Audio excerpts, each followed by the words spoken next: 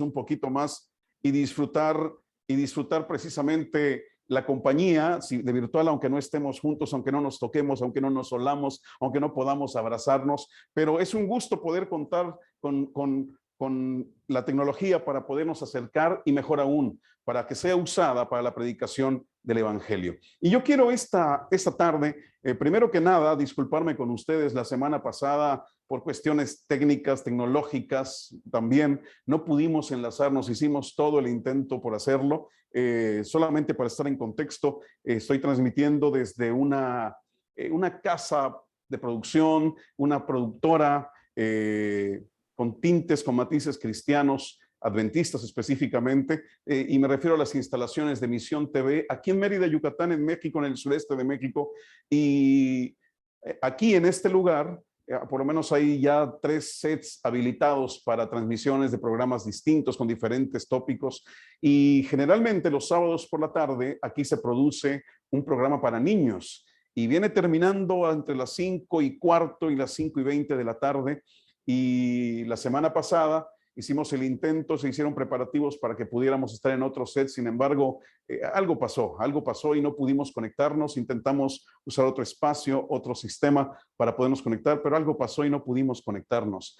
Hoy hicimos provisión de tiempo para ello, aún corriendo, sabiendo que hay que terminar una transmisión e instalar algunos aparatos, preparar algunos sistemas para poder llegar hasta donde ustedes nos están mirando hoy. Menciono esto no como un pretexto, sino para justificar un poquito la ausencia la semana pasada y la demora del día de hoy. Sin embargo, gloria a Dios porque estamos juntos, y agradezco mucho la invitación que se le hizo a un servidor para poder compartir con ustedes la palabra de Dios. Y me dio mucho gusto saber que están en este momento, en este tiempo, allá en su iglesia, están analizando la ley de Dios. Si bien es cierto que este trimestre estamos estudiando un poquito ese pacto que implica la ley también, es bueno saber que ustedes están desmenuzando mandato por mandato cada uno de los que conforman esa preciosa ley de Dios, los 10 mandamientos. Y me invitaron a participar hablando precisamente del 7º mandamiento, que es un mandamiento con mucha sabiduría. Este mandamiento implica mucho de la justicia de Dios, mucho del conocimiento de Dios respecto a quienes hizo, a quienes creó.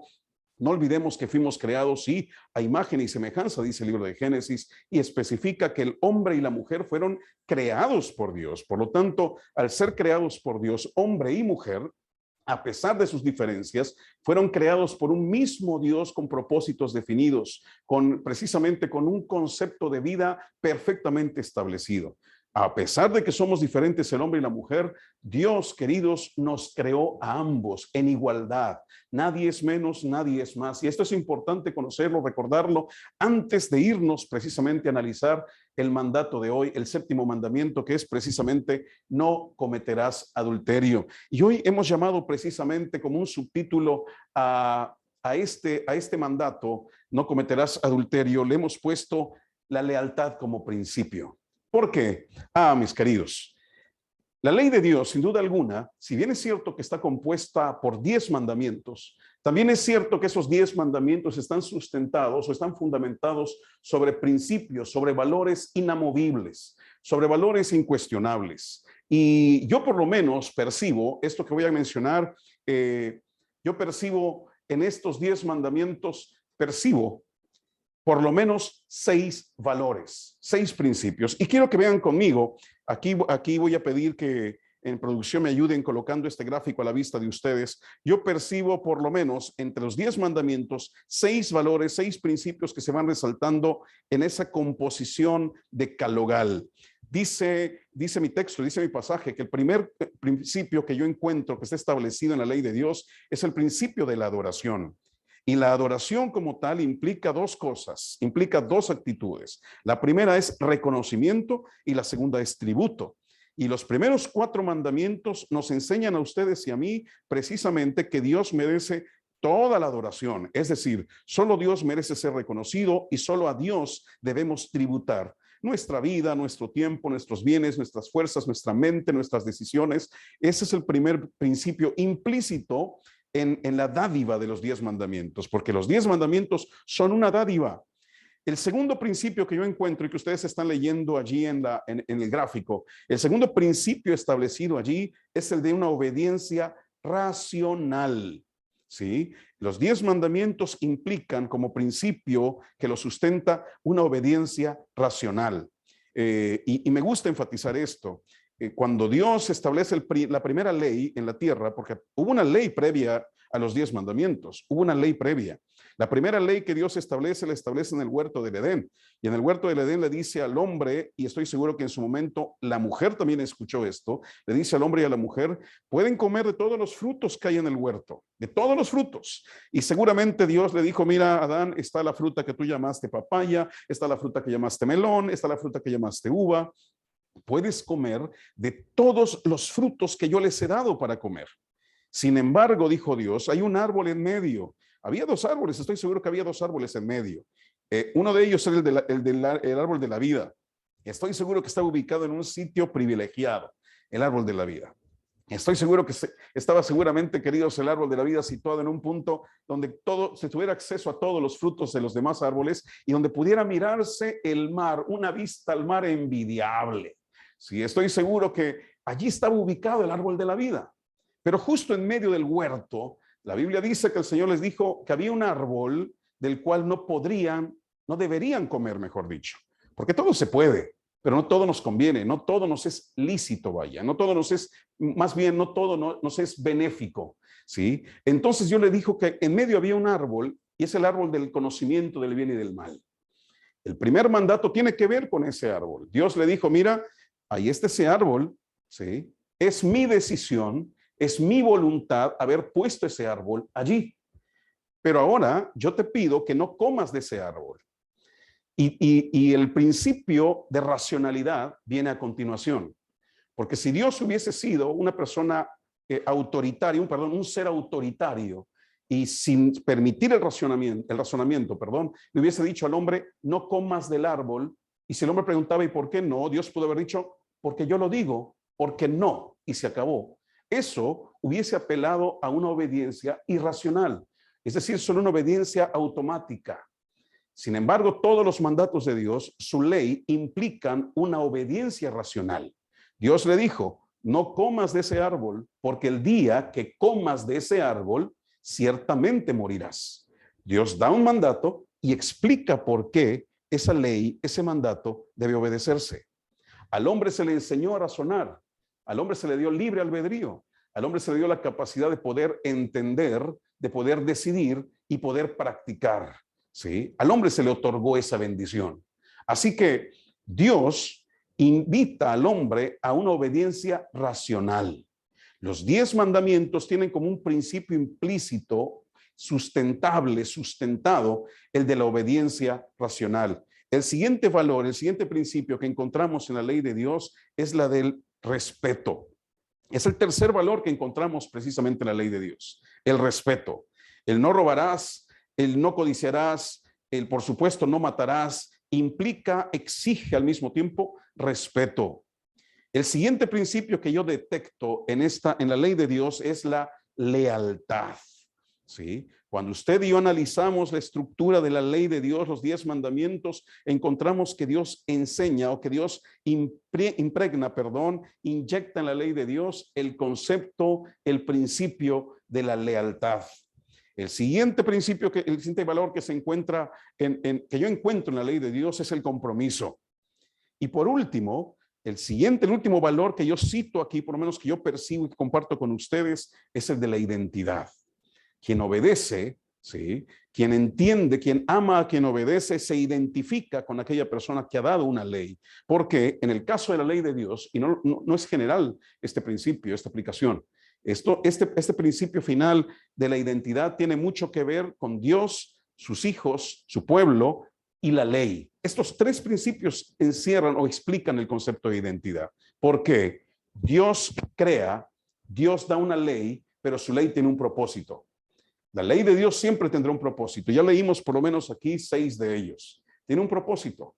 Y el propósito es que quienes le aman manifiesten, demuestren, expresen que le aman guardando sus mandamientos. ¿Por qué? porque yo entiendo, yo asumo que soy hijo del Dios de la justicia plena, hijo del Dios que me quiere lejos del pecado, hijo del Dios que me hizo perfecto y que quiere que yo viva, si no en esa perfección en esta tierra, por lo menos en la santificación.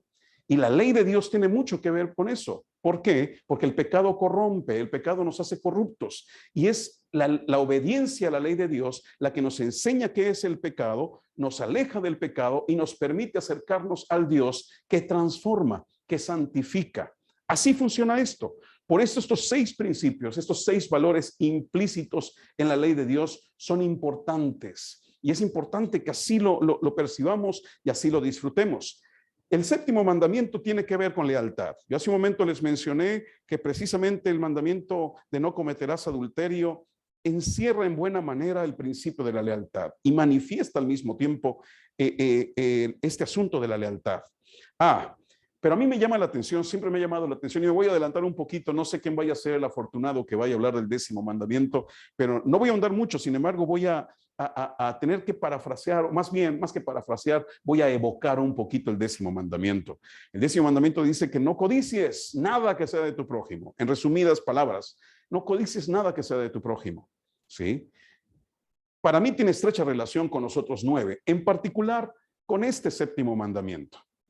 Dios, queridos, cuando escribe la ley con su propio dedo en tablas de piedra, recuerda perfectamente cuál fue el origen del pecado, o más bien la historia original del pecado. Dios había dado una ley y el hombre, queridos, desobedece. Y cuando usted y yo analizamos un poquito, y de hecho vamos a ahondar un poquito más en eso, un poquito más adelante, Dios recuerda lo que ocurrió con el hombre. Y entonces para prevenir, para que el hombre no cometa los primeros 9 pecados o errores o viole los primeros 9 mandamientos, Dios en el 10º mandamiento dice, no codicies, ¿sí? No codicies. Y eso implica el 7º mandamiento, ¿sí? Implica el 7º mandamiento. La lealtad es un principio que cuando usted y yo lo cultivamos a diario, permite que nos identifiquemos y nos aferremos más a aquello a lo que prometemos o a quienes prometemos lealtad. Para esto, quiero que entremos de lleno al 7º mandamiento, ¿sí? El de no cometerás adulterio. ¿Qué es el adulterio en sí? ¿Qué implica? ¿Sí? He preparado este gráfico con este par de conceptos y permítame en el primer punto intentar resumir una serie, un grupo de varias definiciones respecto al adulterio. ¿Qué es el adulterio? Dice el primer concepto que pongo en este gráfico. Adulterio es el tipo de relación en la que se vulnera la integridad del matrimonio como concepto original divino, ¿sí? Eso es el adulterio. Eso es el adulterio. Porque alguien dirá, pastor, ¿qué es adulterio? ¿Quiénes tienen que ver? 2 solteros, 2 casados, un soltero, un casado. A ver, el mandato, el 7º mandamiento es claro que protege una institución divina y todas sus propiedades. El matrimonio tiene como tal una serie de aditamentos exclusivos que son de su pertenencia, de su total pertenencia, ¿sí? De su total pertenencia. El matrimonio como tal si bien es cierto que el matrimonio como una sociedad reconocida jurídica, legalmente, esto, se presentó muchos años después, incluso de la presentación de los 10 mandamientos. También es cierto que el matrimonio como concepto original divino fue establecido por Dios, o más bien, permítame cambiar la expresión. Los principios que sustentan al matrimonio fueron establecidos por Dios originalmente. Cuando usted y yo leemos el libro de Génesis y cuando Dios une al hombre y a la mujer, claramente dice que el hombre, en este caso también la mujer, en su momento dejarían padre y madre. ¿Sí? Moisés así lo estableció, Moisés así lo impregnó en este pasaje, ¿sí? Diciendo que el matrimonio como tal implica primero una cosa, apartarse sanamente, no es abandono de los padres, sino que entender que los límites, que las fronteras entre padres e hijos, y sobre todo los hijos que deciden casarse, se expanden, se engrosan y harán su propia sociedad, hombre y mujer, dejarán padre y madre y procurarán llegar a ser una sola carne. Ese es el principio original del matrimonio, ¿sí? Es el valor establecido para el matrimonio. Ahora, acabamos de leer hace un momento que el adulterio es precisamente ese tipo de relación, ¿sí? En la que se vulnera precisamente la integridad del matrimonio y todos sus aditamentos, como concepto original divino. Y si el adulterio vulnera al matrimonio como institución, el adulterio como pecado lastima, corrompe, daña al ser humano que Dios creó. Así es la situación. Por eso es importante establecer, entender por qué Dios advierte al ser humano de no cometer adulterio en su ley perfecta. El segundo punto tiene que ver con implicaciones. Dice aquí, es una afinidad estrecha e inevitable con la fornicación. ¿Sí? El adulterio, yo me busqué varias fuentes, varias formas de pensar. Bueno, disculpen que en la palabra inevitable me comí la N, ¿sí? Pero bueno, es inevitable. Relaciona estrechamente el adulterio con la fornicación. ¿Por qué? Porque generalmente en el adulterio se implica a dos personas. Bueno, vivimos una sociedad tan corrompida que ya se puede implicar a dos, a tres, a cuatro. Incluso hay pseudoartistas, pseudocantantes que aún sugieren que dentro del marco del adulterio puedan llegar a ser felices los cuatro, cosa que es muy complicado, muy difícil de entender. Pero el Señor claramente nos avisa que el adulterio vulnera todos los principios y los valores y los aditamentos establecidos exclusivamente para el matrimonio. Y hay estrecha relación con la fornicación. ¿Por qué? Porque la actividad sexual, si todo lo que implica la actividad sexual está guardada exclusivamente para el matrimonio. Sí, tal vez alguien que nos escucha ahora en calidad de oyente, visitante, le parecerá un concepto arcaico, antiguo, esto de pensar que la actividad sexual, que la intimidad sexual ya no es para el matrimonio, que es parte de la experiencia diaria del ser humano. Tenga cuidado. Al diablo le gusta mucho endulzarnos el oído para poder penetrar perfectamente nuestra capacidad de razonamiento. El diablo es experto en vender, incluso puede vender un fruto con una mujer utilizando una serpiente como medio de mercadotecnia y publicidad. Ya lo hizo y le funciona. Y tanto le funcionó que la primera mujer que desobedeció a Dios, queridos, no se dio cuenta que hablaba con una serpiente, siendo el diablo mismo. La actividad sexual, intimidad sexual, es uno de los regalos exclusivos de Dios para el matrimonio, para la atmósfera del matrimonio. Así que la fornicación está estrechamente ligada con el adulterio.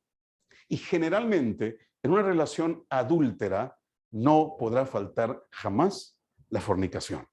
Es parte de hecho, muchas relaciones de adulterio se sustentan, se mantienen gracias a la fornicación, a la intimidad sexual fuera del concepto del matrimonio. Entendiendo este concepto como tal, quiero que usted y yo veamos lo que el apóstol, lo que el escritor de la carta a los Hebreos recomienda, aconseja.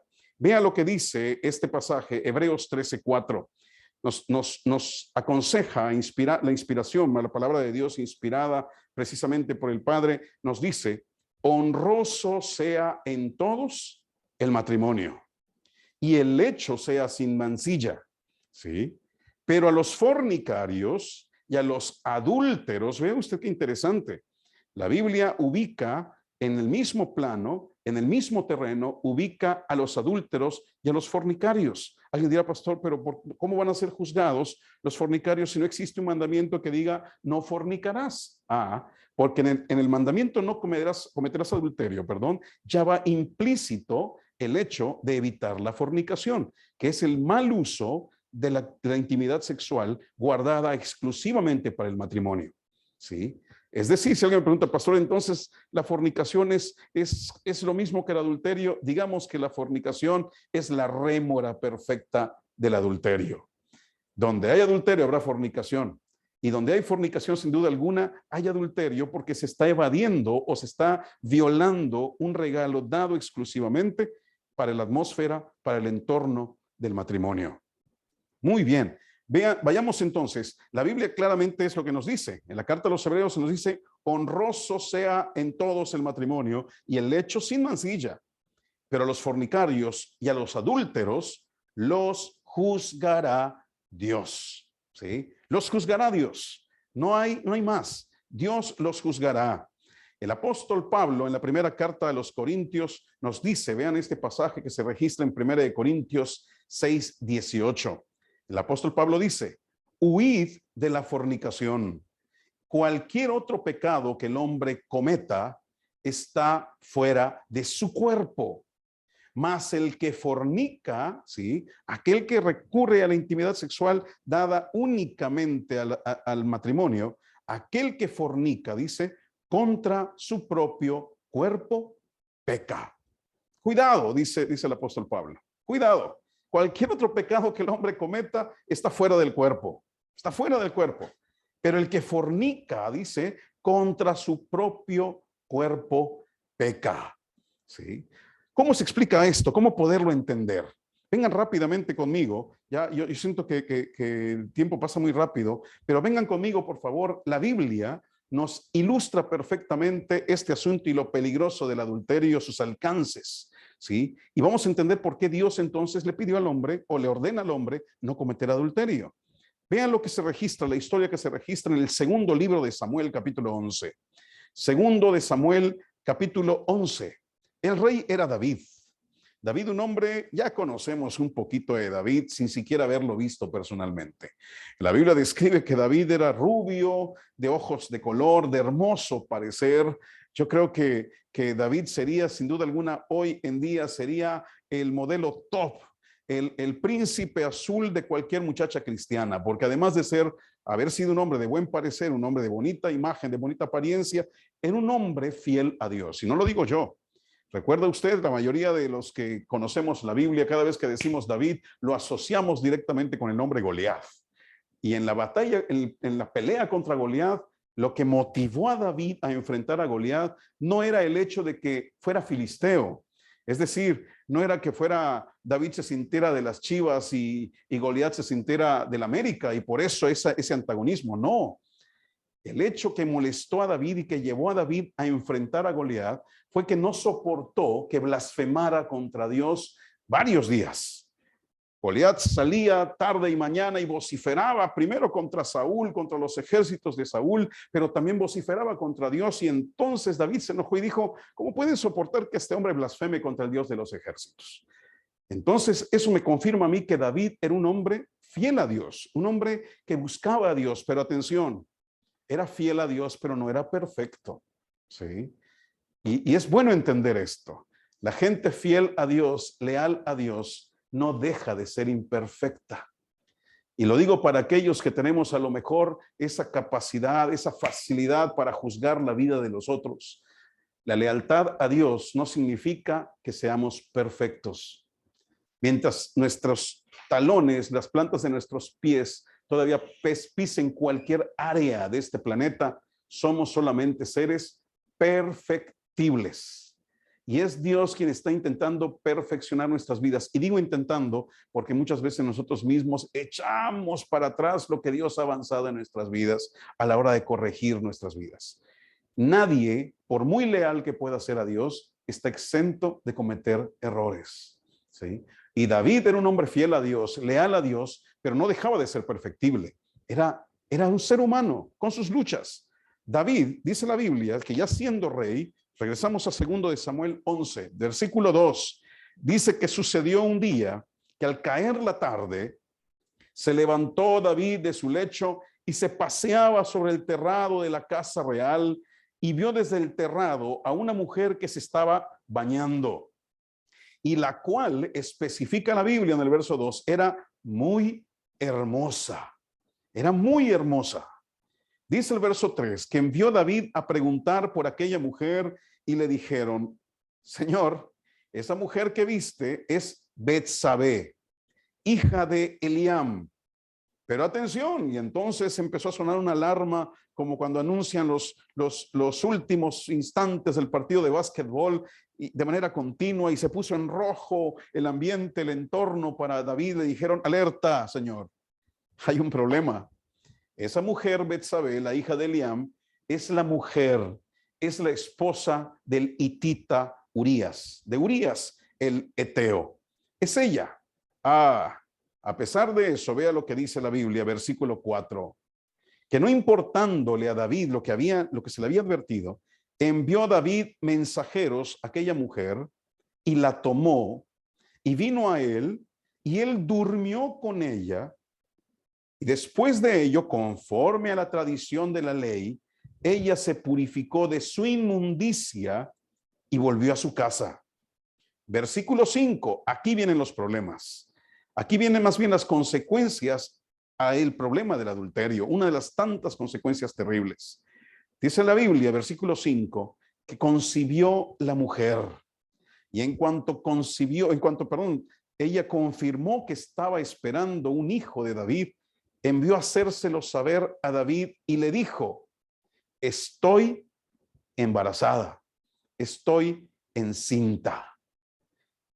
Voy en este momento a hacer un lado el texto bíblico para describir lo que humanamente David hizo y lo que suele pasar cuando el pecado alcanza al ser humano. Generalmente el pecado trae las mismas consecuencias psicológica, emocionalmente hablando. Cuando el pecado entonces muestra que ya eres preso, que ya eres presa del pecado, lo que hace es comenzar a reprocharte y decirte, tú lo decidiste, es tu problema, no vales nada. Y procura solucionar esto lo más pronto posible. David siguió el mismo patrón de conducta posterior al pecado que siguió Adán cuando desobedeció a Dios. Ustedes recuerdan perfectamente qué hizo Adán cuando se vio desnudo, cuando se sintió imperfecto, cuando se sintió vulnerable, cuando sintió frío. Porque ese manto de pureza que tenía Adán y Eva al ser creados, en cuanto mordieron el fruto y lo saborearon y lo degustaron, se les desvaneció. Adán, en su desesperación, fue a buscar hojas de higuera y se parchó hojas de higuera y se hizo delantal con las hojas de higuera. Él le hizo a su mujer e intentaron taparse con hojas de higuera. Cuando Dios los encuentra para decirles, a ver, ¿qué pasa con ustedes? ¿Qué necesitan? ¿Qué ocurrió? Las hojas de higuera, pareciera que la higuera tuviera una sustancia que hace que uno evada responsabilidades. Adán comenzó a decir, Señor, la mujer que me diste, es hermosa, no te lo discuto, es bella, tiene unos ojazos hermosos, tiene un cabello precioso, tiene una figura incuestionable, pero Señor, me la diste con muchas ganas de comer fruta y no se puede contener. Y los martes, que es día de descuento en la fruta, compró mucho y compró de la fruta que no debía. Y ella, tan bonita como es, con la voz agradable que tiene, me vendió el producto, lo comí. Es culpa de la mujer. Las hojas de higuera. El ser humano suele actuar de la misma manera cuando peca. Cuando comete pecado, intenta enfrentar las consecuencias del pecado, porque es lo interesante. Por eso Dios nos advierte a través de la palabra, de la pluma inspirada, nos dice que nos atrevamos a llamar al pecado por su nombre, desde que está a la distancia. No esperemos que el pecado impregne nuestra vida para llamarle pecado. El Espíritu de Profecía claramente menciona que hay que llamar al pecado por su nombre, y cuanto más lo identifiquemos como pecado, no le daremos oportunidad de que se aproxime a nosotros. Sin embargo, cuando el ser humano entonces empieza a sufrir las consecuencias del pecado que acarició, que permitió que llegue, entonces comienza a tomar decisiones erróneas y a ponerse hojas de higuera sobre hojas de higuera. David lo hizo. No lo voy a leer, pero a partir del verso 6 en adelante, la Biblia dice que David lo que hizo fue, cuando la mujer llegó y le dijo, ¿qué crees, David? Vas a tener un hijo. Estoy embarazada. David rápidamente fue a las hojas de higuera en vez de ir a Dios. Y el Salmo 32 describe cuánto sufrió David en ese compás de espera durante ese tiempo. Se preocupó tanto que sentía que los huesos se le secaban. Y lo que era verdor de verano, lo que era un verdor se le volvió sequía de verano. Sí, así sufría David a causa del pecado y más bien de las consecuencias del pecado. Sin embargo, David dijo, pues soy el rey y Urías es un soldado leal a mí. Lo mandó llamar ese día y le dijo, mira, hoy te voy a dar el día libre, ya se acabó para ti el turno, no hagas guardia, vete a casa, te encargo que pases la noche con tu mujer. Eso dice la Biblia que le aconsejó. Ve, acuéstate con tu mujer, estate con ella, disfruta a tu mujer. Pero Urías, siendo un hombre que amaba a Dios, ¿sí? Aún siendo hitita, aún siendo eteo, le dijo, mire, Señor, el arca está aquí y tenemos que protegerla, así que prefiero mejor quedarme a cuidar el arca. David le reiteró, no te preocupes, ve a casa, muchacho, es más, te pago la cena, lleva a tu mujer a cenar algo rico, algo nutritivo, algo bueno para ellos, aunque sea una pizza de Domino's. Y entonces le dijo esto y el hombre se quedó cuidando esa noche, no fue a casa. Cuando David se enteró que Urías no había ido a casa, entonces los problemas comenzaron a ponerse más serios para David. Quiero que vengan conmigo ahora sí a lo que dice el verso 12. Dice el versículo 12. Sigan atentamente conmigo. Dice, y David le dijo a Urías, después de que lo mandó la primera vez, cuando regresó y le dijo, mira, aquí voy a estar, Señor. Miren lo que le dijo. David le dijo a Urías, quédate aquí aún hoy y mañana te despacharé. Y se quedó Urías en Jerusalén aquel día y el siguiente. Y entonces David lo convidó a comer y a beber con él hasta embriagarlo. Y él salió a la tarde a dormir en su cama, pero con los siervos de su señor, y no descendió a su casa. Verso 14. Venida la mañana, escribió David a Joab una carta, la cual envió por mano de Urías. Vea lo que dice el verso 15. Y escribió en la carta diciendo, poned a Urías al frente. El hombre estaba embriagado en lo más recio de la batalla, y retiraos de él para que sea herido y muera. Qué terrible es el pecado. Qué terrible es el pecado. ¿Y hasta dónde puede llevar el pecado de adulterio, las consecuencias del adulterio, cuando éste ya ejerció control en nuestras vidas y cuando hemos más bien perdido el control incluso de nuestras propias decisiones a causa de un pecado de adulterio? Tiene que mandar a matar a Urías, un hombre ungido por Dios, porque no olvidemos que los reyes de Israel eran considerados los ungidos de Jehová. David, hombre fiel, sí, hombre leal a Dios, hombre que amaba a Dios, pero imperfecto, perfectible, sí. Dice la Biblia que lo puso en lo más recio de la batalla y ordenó que se retiraran de él para que sea herido y muriera. Versículo 16 dice, así fue que cuando Joab sitió la ciudad, puso a Urías en el lugar donde sabía que estaban los hombres más valientes. Y saliendo luego los de la ciudad, pelearon contra Joab y cayeron algunos del ejército de los siervos de David y murió también Urías Eteo. Qué terrible, qué terrible. ¿Hasta dónde David había llegado a causa del pecado? ¿Hasta dónde David había llevado su vida, su conciencia? Por eso hay que entender que los 10 mandamientos están estrechamente ligados. Por eso esos 6 principios que hace un momento les mencioné, que están implícitos en los 10 mandamientos, no hay que ignorarlos. Esos 6 principios, sin duda alguna, intentan fortalecerse y ser parte de nuestra vida diaria. David transgredió no solo el mandamiento no cometerás adulterio, codició, mató, despojó. El versículo 27, de hecho, vengan conmigo, el versículo 27 dice, ¿sí?, que pasado el luto, envió David y la trajo a su casa, envió por Betsabé y le dijo, y fue ella su mujer y le dio a luz un hijo. Pero atención, quienes piensen que Dios, queridos, llega un momento que consintió, porque hay quienes juzgan y hay quienes dicen, ustedes creen, aceptan a David, predican de David cuando fue un hombre malo. ¿Qué tipo de Dios es el suyo? El tipo de Dios que viene a continuación dice, pero esto que David había hecho fue desagradable ante los ojos de Jehová. Qué terrible, qué terrible. El pecado de adulterio es un pecado que sin duda alguna se penetra como el cáncer. Y no solo el pecado de adulterio, todos los pecados. Cualquier pecado penetra como el cáncer, ¿sí?, de manera indetectable. Pero cuando ha logrado penetrar el alma, el corazón, la mente, cauteriza la conciencia, nulifica la reacción emocional, por supuesto, obnubila cualquier capacidad mental para tomar decisiones. Alguien dirá, pero ¿acaso no pudo David evitar esta situación? Se puede. Pero para poder entender esto, tenemos también que entender cómo funciona la psicología del pecado. Para ello quiero que vengan conmigo, por favor, un pasaje de la Biblia que explica perfectamente cómo opera el pecado. En particular, esta tarde, el pecado del adulterio, contra el cual el Señor hace una advertencia en su ley. Santiago capítulo 1 dice lo siguiente, versículos 13 en adelante. Sigan atentamente con la vista conmigo, por favor. Dice, cuando alguno sea tentado, cuando alguno es tentado, dice el verso 13, no diga que es tentado de parte de Dios. Atención, aquí aprovecho para hacer un paréntesis.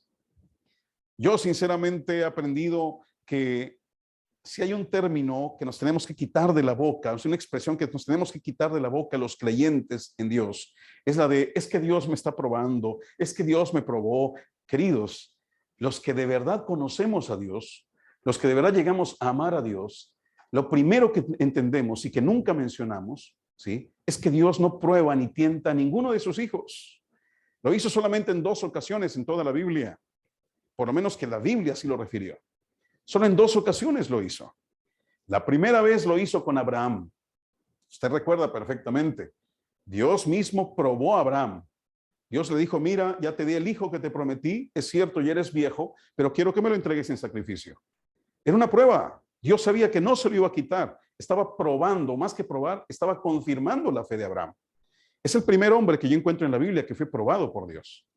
El segundo hombre que fue probado por Dios en la persona de Jesús, sí, es cierto, es una situación menor, pero lo tengo que mencionar porque la Biblia sí lo enfatiza. Fue Felipe. Y a Felipe, Jesús lo probó en aquel momento cuando estaba la multitud escuchando el sermón y ya tenían hambre. Y entonces Jesús voltea a Felipe y le dice, ¿de dónde compraremos pan para todos estos, Felipe? ¿De dónde? Y la Biblia especifica que Jesús probó a Felipe porque Jesús ya sabía qué había de hacer.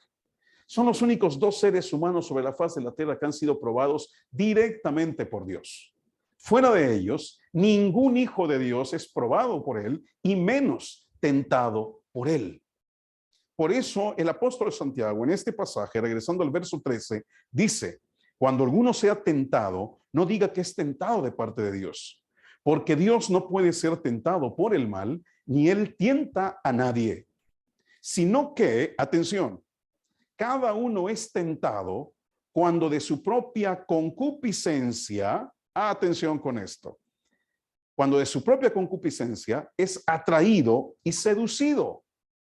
Esto hay que entenderlo. Yo dije hace un momento y lo sostengo, somos seres humanos lastimados por el pecado, somos pecaminosos por naturaleza, que no pecadores, ¿sí? No nacemos siendo pecadores, nacemos siendo pecaminosos. ¿Qué es la pecaminosidad? La pecaminosidad es esa tendencia por naturaleza que tenemos hacia el mal, hacia pecar. No significa que seamos malos. Somos pecaminosos, nacemos ya con esa tendencia. Y de ahí se derivan las concupiscencias, que son los deseos de la carne. Pero si usted, querido hermano, querida hermana incluso, ¿sí?, va alimentando esa concupiscencia, ese deseo carnal con pornografía, con cierta información que solamente alimenta su lascivia, su lujuria, ¿sí? Si en un momento que usted pierde el control sobre ese tipo de información, sobre ese tipo de situaciones, alimenta esa concupiscencia en particular. Y si bien es cierto que el diablo no puede leer nuestra mente ni conoce de su estructura mental, vaya, nuestros pensamientos, lo que sí es cierto es que el diablo sabe perfectamente interpretar nuestras actitudes, nuestras expresiones, nuestros gestos, nuestras palabras, ¿sí?, nuestras intenciones de manera manifiesta, las sabe interpretar el diablo.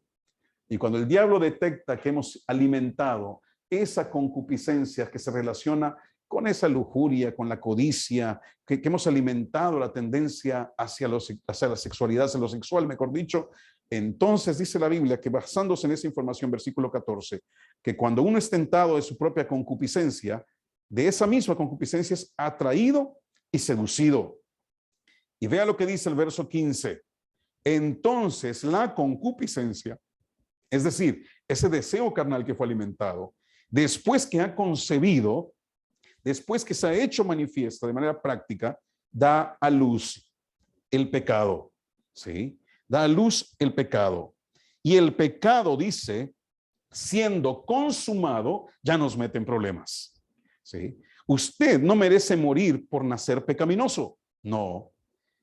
El apóstol Santiago claramente dice, somos pecaminosos. Y el diablo conoce nuestros deseos carnales y sabe dónde llega a detectar cuál es nuestra concupiscencia más desarrollada y nos tienta en base a esa concupiscencia. Aun cuando nos tiente, usted y yo no merecemos morir. La Biblia no dice que el que sea tentado o la paga de la tentación es la muerte, no. Tampoco dice la paga de la pecaminosidad es la muerte, no. El problema no es que que tengas concupiscencias. El problema no es que seas tentado. El problema con Dios se suscita cuando entonces, dice el apóstol Santiago, vemos el verso 15, cuando el pecado siendo consumado, entonces da a luz a la muerte. Allí es donde entonces estamos en problemas.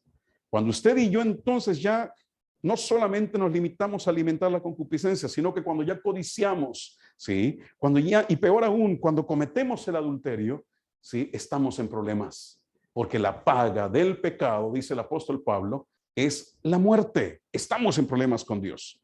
¿Cómo aplica esta psicología del pecado al asunto del adulterio? Vengan conmigo, por favor, a lo que dice el precioso evangelio de Jesús, el Sermón del Monte, que es este fragmento que se registra en San Mateo capítulo 5, versículos 27 y 28.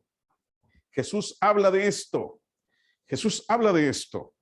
Y entonces dice el verso 27, Mateo capítulo 5, verso 27, la conexión de la cual hablábamos hace un instante al inicio de la reflexión. Dice, oísteis que fue dicho, no cometerás adulterio. No cometerás adulterio. Ese es el mandato. Dice el verso 28, pero yo os digo que cualquiera que mira a una mujer para codiciarla, es decir, que ya se metió en problemas con el mandamiento número 10, ¿sí? Ese ya adulteró con ella en su corazón.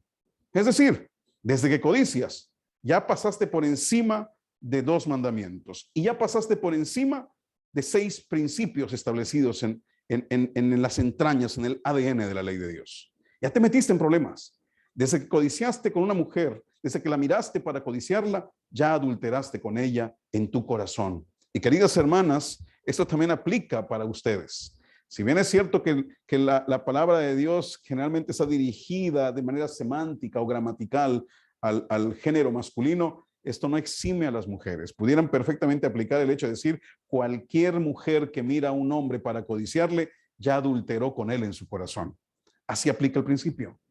Entonces, esto ocurre cuando el diablo ya conoció cuáles son esas debilidades y las alimenta, y entonces nos lleva fácilmente a cometer pecado, el pecado de codicia, el pecado del adulterio, y estamos en problemas con Dios.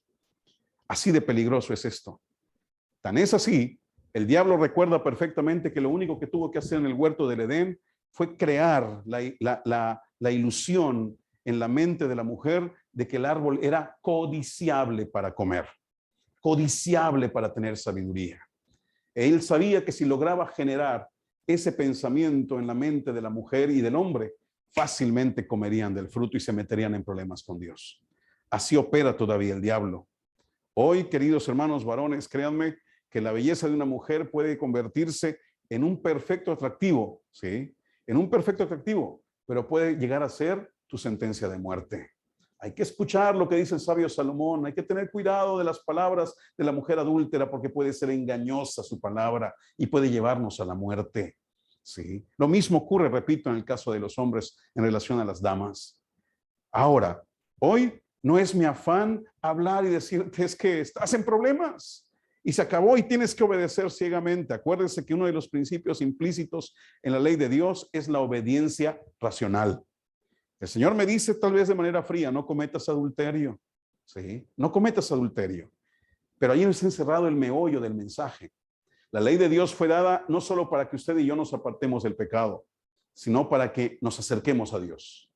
Cuando nos apartamos del pecado, nos acercamos a Dios. Y obviamente, si nos acercamos a Dios, nos apartamos del pecado. No hay un punto medio. No hay un punto medio. Y quiero esta tarde precisamente que usted y yo veamos una alerta perfecta para aquellos que posiblemente dirán, pastores, que siento que mi naturaleza me empuja a pensar así, a mirar así, siento que es mi debilidad. La Biblia da perfectamente el antídoto para poder enfrentarnos primero a nuestras concupiscencias y de esa manera evitar caer en pecado, sobre todo o incluyendo el del adulterio. Vea lo que dice el apóstol Santiago, capítulo 4. Para que usted y yo tengamos una vacuna, ya que está muy de moda este término vacuna en estos días, hay una vacuna contra el adulterio y contra cualquier pecado, contra cualquier tentación. Santiago capítulo 4, versículo 7 y versículo 8. Primero dice, someteos a Dios. Sométete a Dios. ¿Quieres que tus concupiscencias no afloren y que puedan ser controladas? Sométete a Dios. ¿Por qué a Dios? Porque Él te creó, porque Él conoce tu mente, porque Él tiene el poder para transformar tu corazón, porque tiene la capacidad, tiene el poder para subyugar, para someter tus debilidades y para fortalecer tus virtudes. Pero más aún, es el que tiene el poder para terminar la buena obra que quiere empezar en ti, que ha empezado en ti. Así que dice, sométete pues a Dios primero.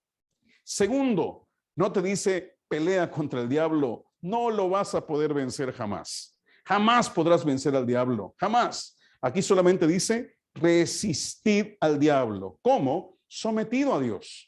No intentes enfrentarte a él y decir, no, tú no me vas a vencer, yo me sé de memoria la Biblia, me investí de guía mayor recientemente, estoy listo para enfrentarte, fui ungido como anciano. No, queridos.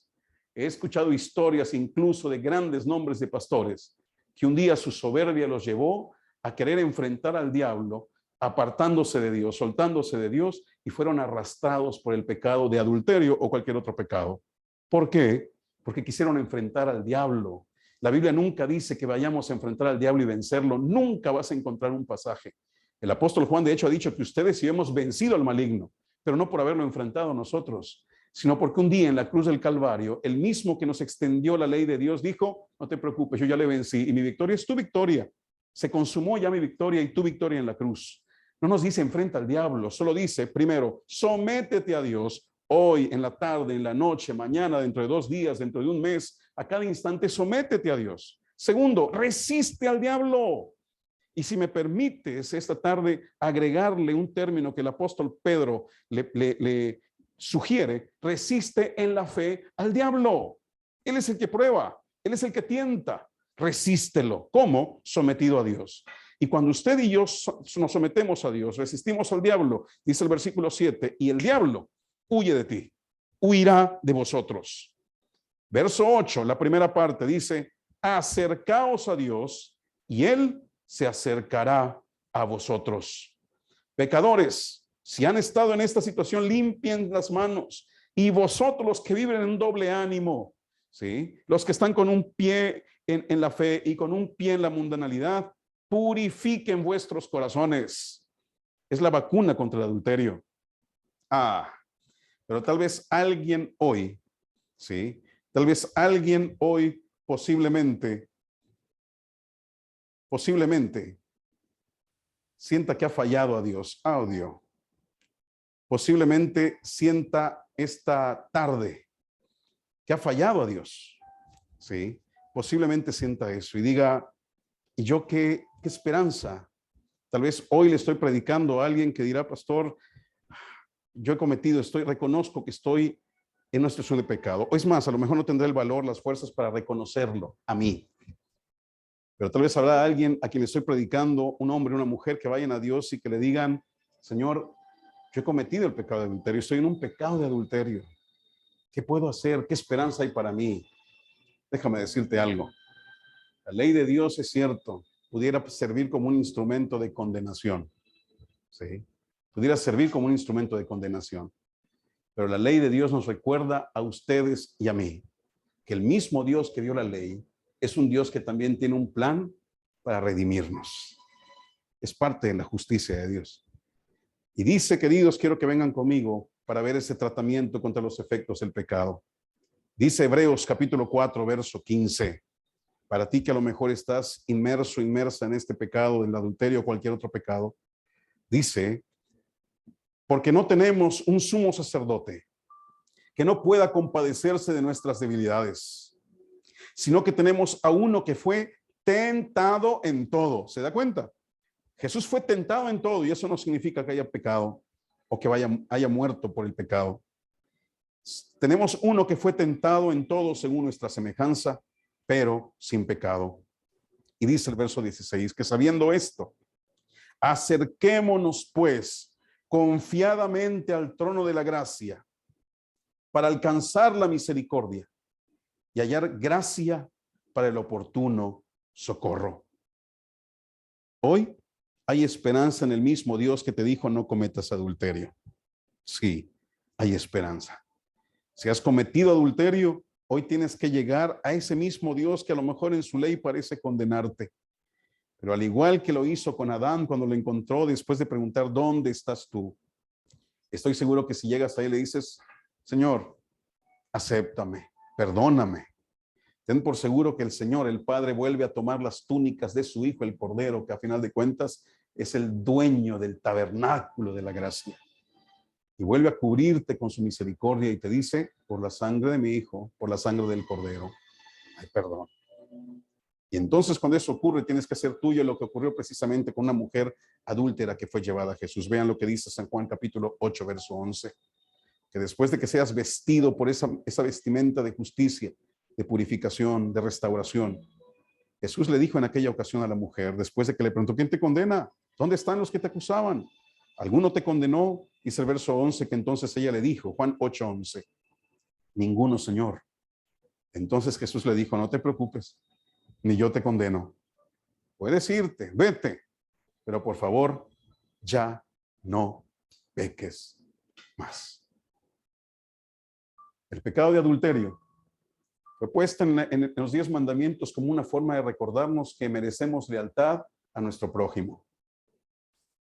Jugar con los corazones de una persona no es un crimen aceptado por Dios. De hecho, el Espíritu de Profecía dice que jugar con los corazones es un crimen no pequeño ante la vista de un Dios santo. Sin embargo, cualquiera que sea nuestra condición hoy de pecado, no es más grande que la misericordia restauradora del Señor. Si en su momento te olvidaste de llamar al pecado por su nombre y resbalaste, y la prueba fue tan fuerte que te olvidaste que tienes un Dios que siempre caminó a tu lado, ten por seguro algo, que aunque caigas en la caminata, Dios no sigue avanzando. Él se queda esperando que le digas, ayúdame, sálvame. Porque si algo sabe mi Dios, si algo entiende mi Dios, es que tú y yo estamos en una naturaleza imperfecta, sufriente, débil, y que estamos expuestos a los ataques del diablo. Vivimos en un mundo del cual el diablo es el príncipe y corremos riesgo. Hoy, no sé cuál sea tu condición de vida, desconozco cuál sea tu historia en particular, pero una cosa sí sé, que el mismo Dios que dio su ley es el mismo Dios que también nos da su promesa de restaurarnos. Solo hay que llegar a su trono de gracia. Hoy que puedes llegar a Él. Hoy que puedes buscar a Dios con la certeza de que será hallado. Y cuando eso ocurra, llega con tus hojas de higuera, llega con tus fallos, con tus debilidades, con tus culpas y dile, perdóname, y lo hará. Dios no es un Dios solamente de una ley. Dios es un Dios de justicia. Dios es un Dios de gracia. Y si esta tarde, hoy, tú tienes la necesidad de decirle a Dios, Señor, sálvame, perdóname, restáurame, no te detengas, no te detengas. Cuando disfrutes ese perdón que sin duda alguna te será dado, solamente atrévete a irte, no peques más y disfruta haber sido restaurado, restaurada por aquel que todo lo puede. Vivimos tiempos difíciles, vivimos tiempos en los cuales tú y yo tenemos que testificar que amamos a un Dios que es justo, al igual que misericordioso. Su ley es perfecta, tan perfecta como lo es su misericordia restauradora. Así que lleguemos a su trono de gracia. Esta tarde, si alguno de los que me está escuchando, si alguien que me está escuchando tiene necesidad de volverse a Dios y reconocer que necesita ser transformado, transformada en este momento, no sin antes ser perdonado o perdonada. Entonces, en tono este último canto, le voy a pedir que haga un pacto con Dios en oración allí donde está, donde esté. ¿Sí? Y mientras entono este último canto, voy a pedirle, por favor, que recuerde que un día Jesús pidió por usted, pidió por ti. Y hoy vuelve a pedir, vuelve a interceder por nosotros, esperando que solamente te atrevas a llegar a Él para perdón de pecados, para restauración de vida y para recibir la promesa de la vida eterna. Entonces, entono este canto basado en una oración que Jesús hizo por ti y por mí. Llega al Señor, ponte a cuentas con Él, dile que le amas, dile que es todo en tu vida.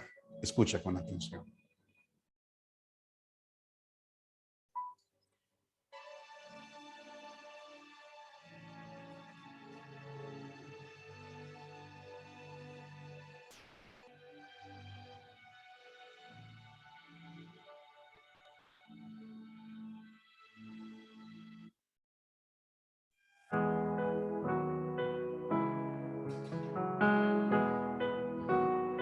Esto pidió Jesús por ti y por mí.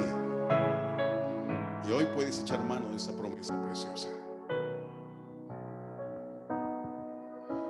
Aquellos que tú me has dado, tu nombre demostré, han guardado tu palabra, te conocen hoy por fe.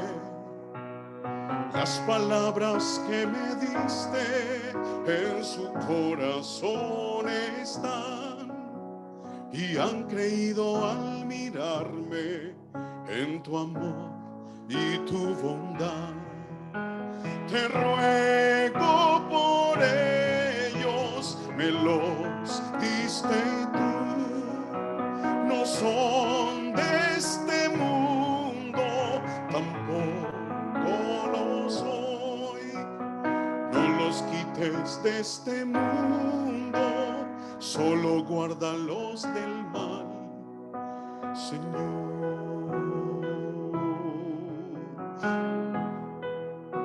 Llega el Señor hoy y dile: Señor, guárdame del mal, limpia mi vida, transfórmame y nunca te apartes de mi lado. Escucha. Mientras los envío al mundo, Padre mío, vuelvo a ti. Les he dado tu palabra y mi gozo a ellos di. Mas te ruego por aquellos que en mí han de creer, que al gozarse en tu palabra uno solo puedan ser. Te ruego por ellos, me los diste tú. No son de este mundo, tampoco lo soy. No los quites de este mundo, solo guárdalos del mal, Señor.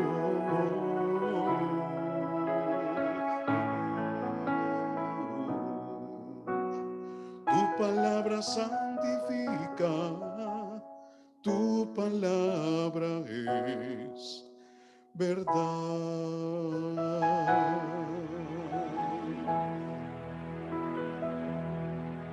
Qué grande es el amor de nuestro Dios, que no importando hasta dónde hayamos llegado tú y yo, si tan solo nos atrevemos a llegar a Él como estamos, como estemos, con nuestra condición, con nuestra naturaleza lastimada, hoy lo que tenemos que hacer es reconocerle, pedirle de su misericordia, y su gracia oportuna, constante, te abrazará, te limpiará las manchas, te quitará las hojas, te vestirá con las túnicas del Cordero y te volverá a decir: yo no te condeno, vete y no peques más. Oramos. Señor, gracias, porque tu nombre, Señor, es un nombre perfecto. Tu misericordia no tiene fin. Tu gracia nos resulta inexplicable, pero eficaz, precisa, constante. En tus 10 mandamientos nos advertiste, Señor, cuáles son los riesgos que corremos si nos apartamos de ti. Y tus 10 mandamientos, más que una advertencia, son un anuncio para no pecar. Sin embargo, si pecáramos, abogado justo tenemos en Cristo. Y si hoy le estoy hablando a alguien, Señor, que su corazón necesita reivindicarse contigo, apelo a tu gracia. Invoco el nombre de Jesús, Señor, para que nos sanes, para que nos salves, para que nos transformes. Gracias por este espacio que tuvimos para poder evocar tu palabra. Quédate con nosotros hoy y siempre. Perdona nuestras faltas. Bendice a nuestras familias. Guárdanos de todo mal. Lo pedimos y lo agradecemos todo en el nombre de Cristo Jesús. Amén. Que el Señor me los bendiga. Gracias por el espacio, por la oportunidad. Feliz y bendecida semana para todos.